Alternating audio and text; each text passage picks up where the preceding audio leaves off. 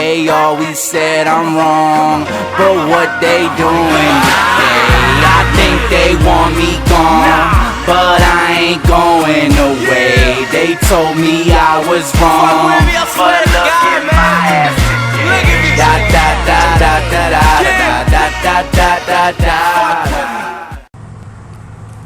Hello once again, what's good on the internet, what's good in life? I'm Akiem Balaam, aka Li495, normally hosting 10 minutes on the clock every Saturday morning, as well as writing columns on therealsportstalk.wordpress.com. But today, I am recapping the recent victory, the 2-0, the second victory for the United States men's basketball team as they absolutely thrashed Tunisia by a final score of 110-63. It was really pretty much over after that second quarter. In the third quarter, it was a blowout, and it was another typical United States victory, 110-63 over Tunisia. I believe that the only real production that Tunisia got was from a player by the name of Ben Ramdane, who scored 22 points, but it was an all-around effort. Once again, it turned out to be for the United States.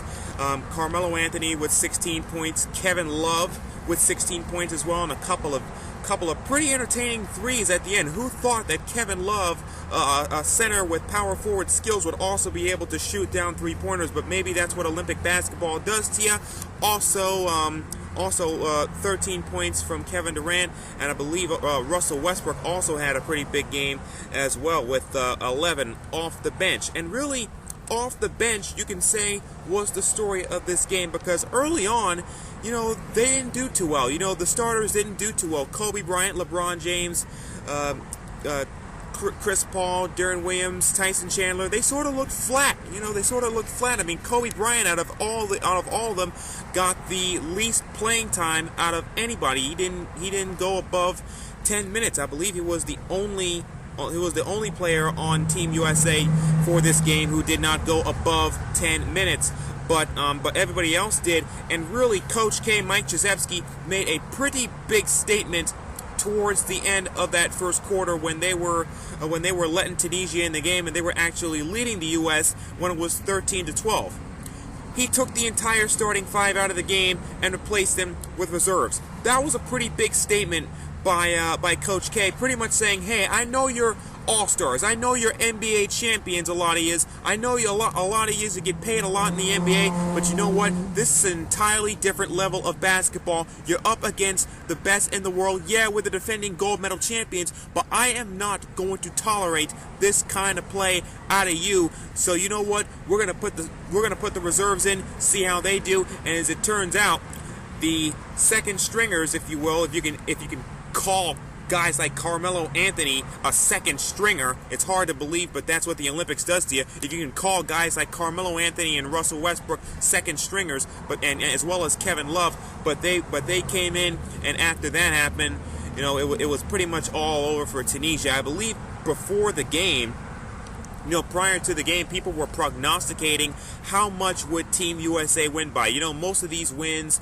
are pretty huge. They're nothing under 20 points, a lot of these games, until we really get into the real big competition, which is going to be, which is usually Argentina, Lithuania, and Spain.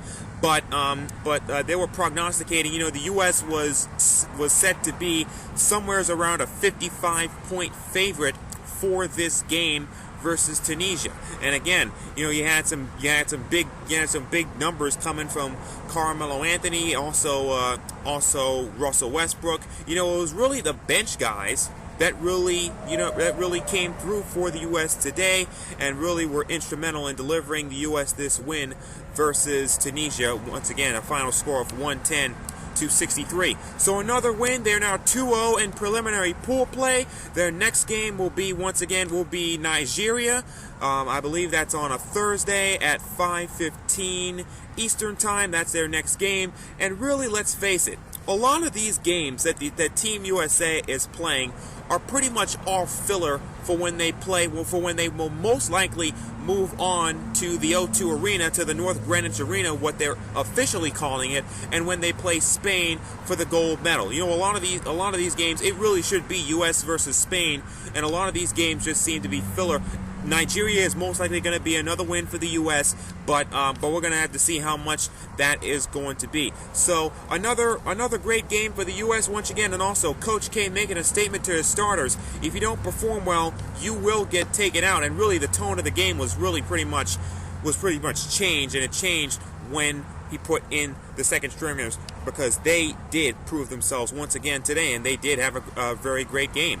Once again, it was the bench that did it. So once again, rate, comment, react, reply, add, and subscribe. Again, I'm working on a new column, also working on a lot of other stuff related to the Olympics. I'm going to be talking about some other stuff as the Olympics continue to roll on. And once again, keep it locked here on The Real Sports Talk for the best coverage any place. We got all the videos, we got columns, we got everything going on for these 2 weeks in London. So once again, I'm just one guy talking about nothing. Until next time, I'm Long Island 485, aka Akiem Bobby Samuel Balaam. See you on the internet someplace.